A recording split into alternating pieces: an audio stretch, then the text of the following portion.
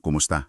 Para sa pag-uusapan natin ngayon, medyo iba yung ating source material. Di tayo galing sa mga artikulo o balita. Ang mga hawak natin, isang koleksyon ng mga gabay na tanong at pagninilay. Galing ito sa gawa ni Chris R. Villases. At lahat ng ito, umiikot sa isang salita, isang konsepto. Hineni. Sa madaling salita, inilalarawan ito bilang isang sagradong paninindigan, yung pagiging bukas at handa para sa Diyos. Ang misyon natin ngayon ay himayin ito. Ano ba talaga ang hineni?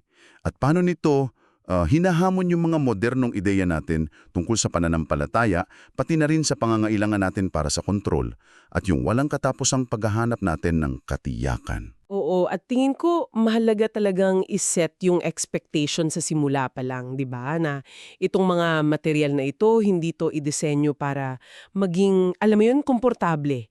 Sadyang mapanghamon talaga yung mga tanong dito. Ang layunin ay hindi lang para magbigay ng informasyon na tatango ka lang. Ang goal nito ay dalhin ng isang tao mula sa simpleng pagninilay patungo sa tinatawag na isinasabuhay na pagsunod. So hindi to teorya lang. Ito ay isang paanyaya sa isang praktika na baka magbago ng lahat. Okay, simulan natin sa pinakaugat. Kasi base sa mga tanong sa source, may isang tensyon na lumitaw agad. Yung pagpupumilit nating magkaroon ng katiyakan sa lahat ng bagay. Defining clarity laban sa kung ano ba talaga yung itsura ng tunay na pagsunod.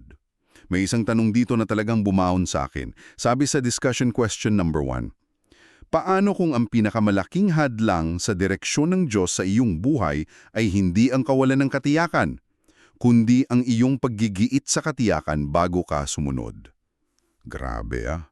Parang sinasabi na baka yung mismong bagay na hinihiling natin, yung mapa, yung buong plano, yun pala ang nagiging pader. Eksakto. At yan pumapasok yung pagkakaiba ng dalawang konsepto na madalas nating napagpapalit, yung spiritual discernment at saka spiritual delay. Kasi ang discernment, aktibo kang nakikinig. 'Di ba? Ang delay naman, kumbaga, isang magandang pakinggan na paraan lang ng pag-iwas. Tinatanong nga sa source, paano mo malalaman kung kailan ka tunay na naghihintay ng gabay? At kailan mo lang ginagamit yung naghihintay ako sa Diyos bilang dahilan para di bitiwan ng kontrol mo? Teka, pero di ba't may panganib din sa kabilang dulo? Paano kung sumugod ka agad sa isang bagay dahil sa tingin mo ito ang tawag? Tapos, yun pala ay hindi kalooban ng Diyos. Paano mo ibabalanse yung pagiging handa ng henini sa karunungan at pag-iingat? Napakagandang tanong niyan at yan mismo ang pinupunto ng source. Hindi sinasabi ng hineni na huwag ka nang mag-isip. Ang sinasabi nito ay saan nakaugat ang pag-iisip mo. Nakaugat ba yan sa takot na magkamali o sa tiwala sa karakter ng tumatawag sa'yo? Ang spiritual delay kasi madalas nakasentro sa sarili. Hindi ako handa, hindi ko kaya. Paano kung mabigo ako? Pero yung tunay na discernment, kahit may pag-iingat, nakasentro sa Diyos. Panginoon, anong gusto mong gawin dito at paano kung makikiisa? Nag-iiba yung focus mula sa sariling kakayahan papunta sa kabutihan ng Diyos. Okay. Gets ko. At para gawing mas personal para sa iyo na nakikinig, may isang tanong dito mula sa question number 4 na parang diagnostic tool para sa puso, sabi dito. Kung tinawag ng Diyos ang pangalan mo ngayon nang hindi ipinapaliwanag ang misyon, anong mga negosasyon ang agad na magsisimula sa isip mo? Nung binasa ko yan parang, grabe, may nag-play na pelikula sa isip ko. Agad-agad merong spreadsheet ng pros and cons, okay, anong kapalit, ligtas ba, anong sasabihin ng pamilya ko, paano yung career ko. At ang huling tanong dito ay, ano ang isinisiwalat nito tungkol sa tunay na postura ng iyong puso? Dito talaga lumalabas kung ang puso ba natin ay handang sumunod o handa lang makipagnegosasyon. At para mas maintindihan natin kung ano ang itsura ng isang pusong hindi nakikipagnegosasyon, binigyan tayo ng source ng mga buhay na halimbawa. Oo, dito na pumapasok yung mga personality mula sa Biblia. 3 sila. Una, si Abraham. Sumagot siya ng, "Hineni, narito ako." Bago pa man niya malaman na ang kapalit pala ay yung pinakamamahal niyang anak, si Isaac. Ang hineni niya ay pagtitiwala bago pa malaman ang bigat ng sakripisyo. Tapos pangalawa, si Moses sa harap ng nagliliyab na puno. Puno siya ng takot at pag-aalinlangan. Hindi ako magaling magsalita. Sino ako? Pero sa gitna ng lahat na yon, sumagot pa rin siya. Ang hinili niya ay pagsunod kahit nangingibabaw pa ang pakiramdam ng kakulangan. Dalawang napakalakas na halimbawa, di ba? Pagtitiwala at pagsunod sa kabila ng takot. Pero para sa akin, ang pinaka-interesante talaga ay yung pangatlo.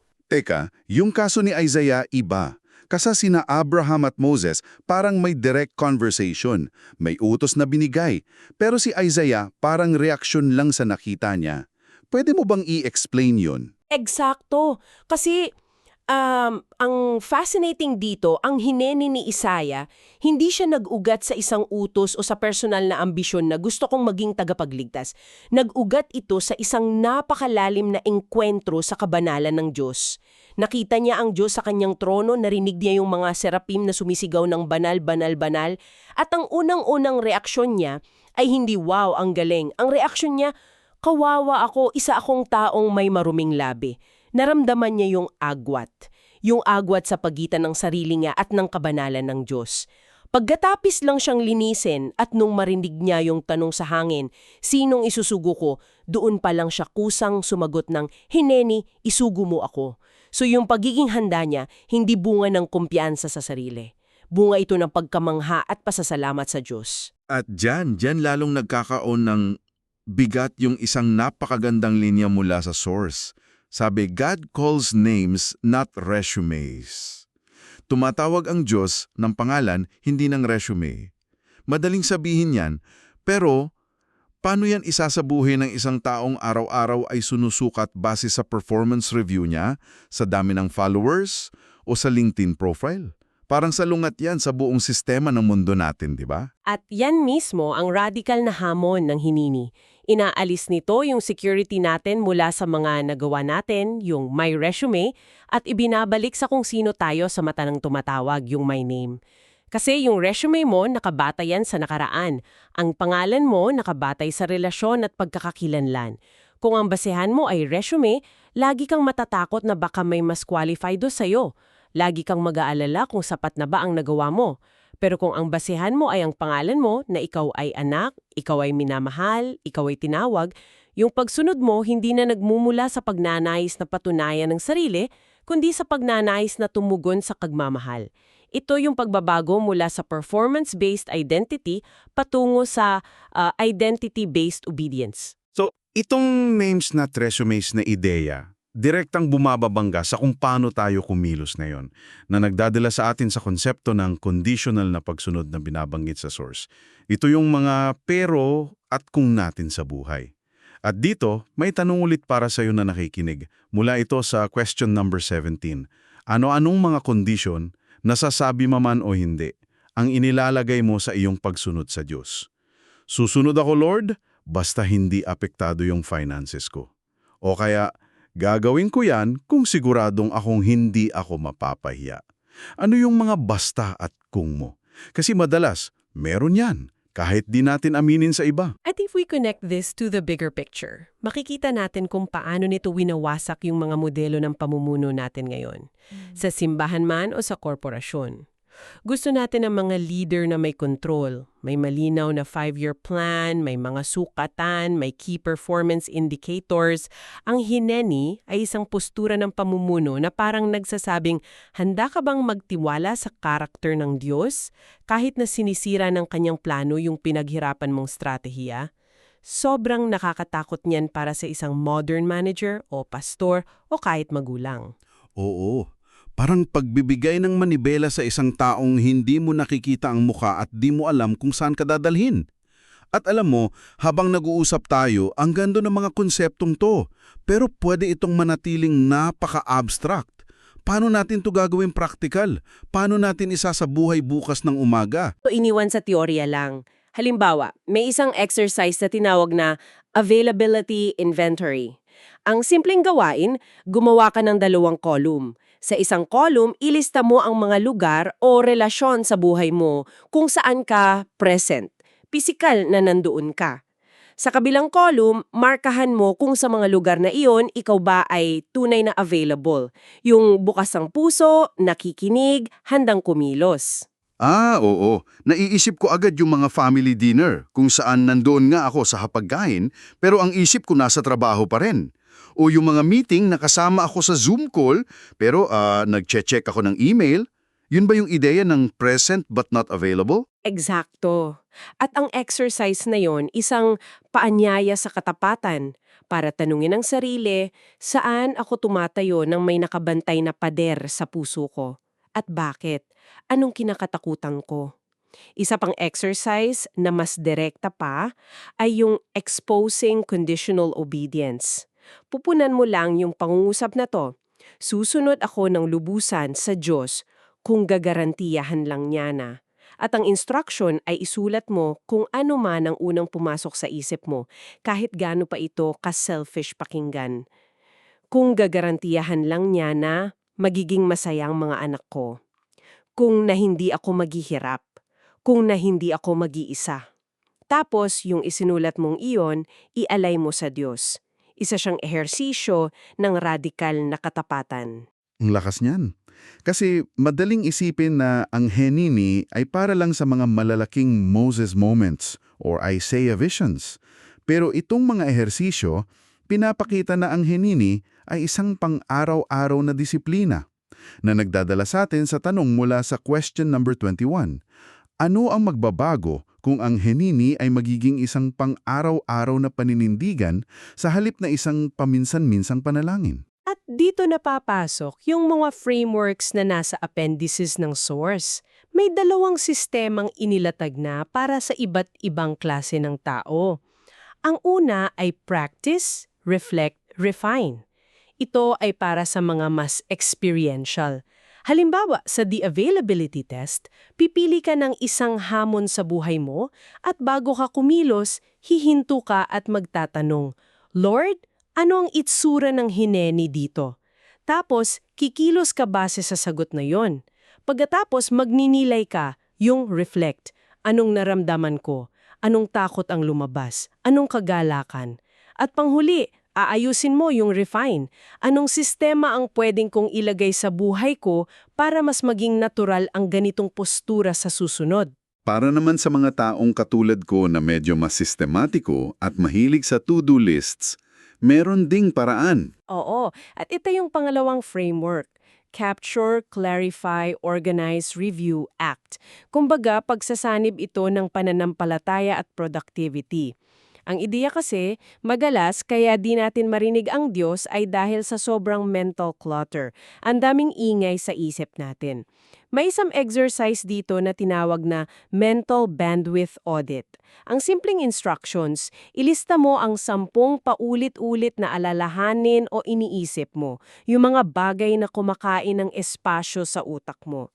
Kapag nailista mo na sila, yung capture, at nailagay sa isang sistema kung ano ang gagawin sa kanila, yung organize, lumuluwag ang isip mo. Parang spiritual decluttering. Hindi siya tungkol sa isang mystical na karanasan, kundi sa simpleng pag-aayos ng isip para magkaroon ng espasyo para makinig.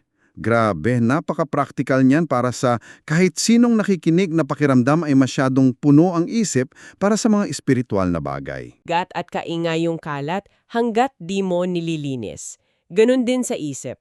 Kapag malinis na, mas malinaw mong makikita kung ano talaga ang mahalaga at maririnig kung ano ang kailangang marinig.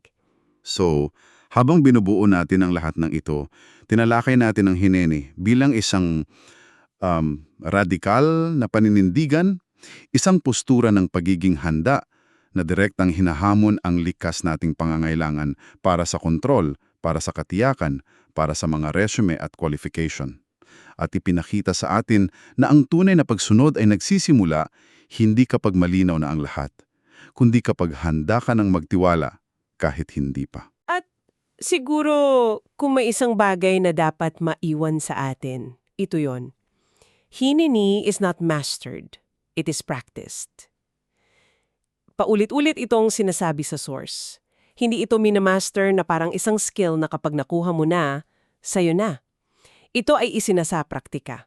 Araw-araw, sa maliliit at malalaking bagay. At sa paulit-ulit na pagsasanay, sa pagpili na maging available sa dinner, sa pagiging tapat sa ating mga kondisyon, sa pag-aayos ng ating isip, dahan-dahan itong nagiging natural. Hindi na ito isang pinipilit na sagot, kundi isang likas na postura ng puso. Alam mo, habang pinag-uusapan natin ito, bumabalik sa isip ko yung larawang kasama ng source material. Isang napakagandang tanhawin ng rice terraces na sinisikatan ng araw. Sa tingin ko, isa itong perpektong metapora para sa isang buhay na hinubog ng hiheni. Kasi yung mga hagdang-hagdang palayan, hindi yan ginawa sa isang iglap sa pamamagitan ng pagpipilit. Ito ay hinubog sa paglipas ng maraming taon sa pamamagitan ng matigyaang pakikiisa sa kung ano ang naroon. Yung hugis ng bundok, yung daloy ng tubig, yung ikot ng panahon. Hindi siya isang tuwid na linya na iginuhit ng isang ininyero. Ito isang maganda at masaganang tanawin na lumitaw mula sa pagpapasakop at pakikipagtulungan. Siguro, ganon din ang isang buhay na hiyeni. Isang napakagandang paglalarawan. At para mag-iwan ng isang huling kaisipan para pagnilayan mo, gagamitin natin ang mismong huling tanong mula sa source material, ang question number 34. At ito ang tanong na iiwan natin sa'yo. Kung tinatawag ng Diyos ang iyong pangalan, hindi para bigyan ka ng kalinawan, kundi para angkinin ang iyong pagiging handa, ano ang tapat mong sagot na yon?